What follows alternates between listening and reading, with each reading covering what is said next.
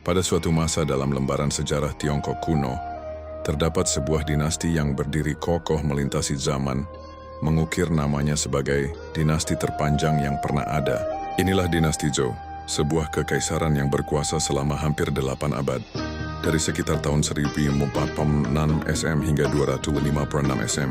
Perjalanan mereka bukan hanya tentang kekuasaan, tetapi juga tentang pembentukan fondasi peradaban Tiongkok yang kita kenal hingga hari ini.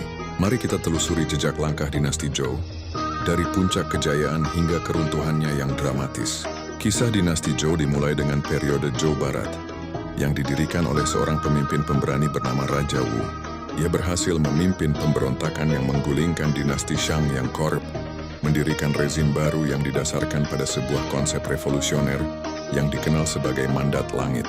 Menurut konsep ini, langit memberikan hak ilahi kepada penguasa yang adil untuk memerintah dan akan menariknya kembali jika penguasa tersebut menjadi tiran untuk mengelola wilayahnya yang luas.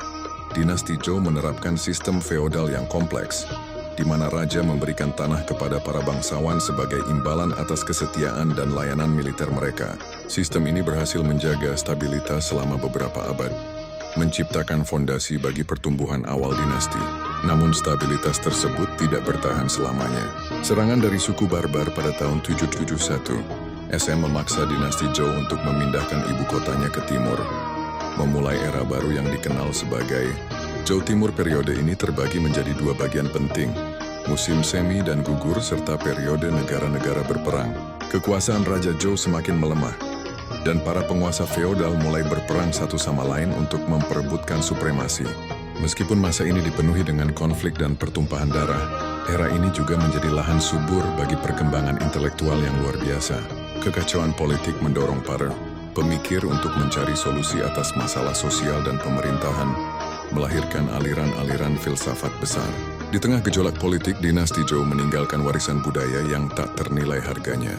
Periode ini menyaksikan kemajuan teknologi yang signifikan, terutama dalam pengolahan besi, yang merevolusi pertanian dan peperangan.